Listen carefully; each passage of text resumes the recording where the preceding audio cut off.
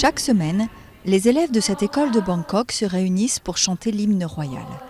Une scène imitée par des millions d'écoliers à travers le pays. Les portraits de la reine et du roi qui vient de fêter ses 87 ans sont omniprésents en Thaïlande. Et cette mélodie a bercé des générations dès le plus jeune âge. Le pays a été construit grâce au roi. Sans roi, il n'y aurait pas de Thaïlande. Le roi est le centre de tout pour les Thaïlandais.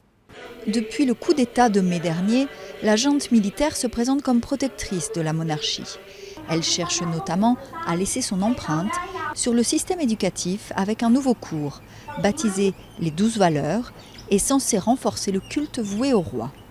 Dans le même temps, les militaires font la chasse à tout citoyen manquant de respect à la famille royale, un crime punissable de 15 ans de prison. Le but principal, c'est de maintenir l'identité et les valeurs thaï chez les jeunes du pays. Ils doivent aimer la nation, la religion et la monarchie.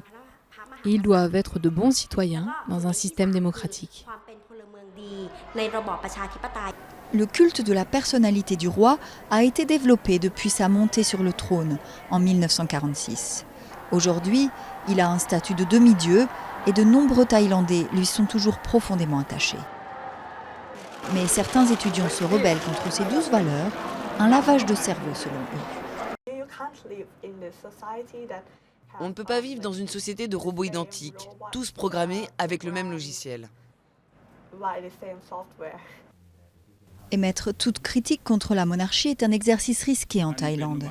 Les condamnations à de la prison ferme pour lèse-majesté s'y sont multipliées ces derniers mois. Et bien loin de la rébellion d'une minorité de jeunes, la plupart des Thaïlandais continuent d'être dévoués au père de la nation.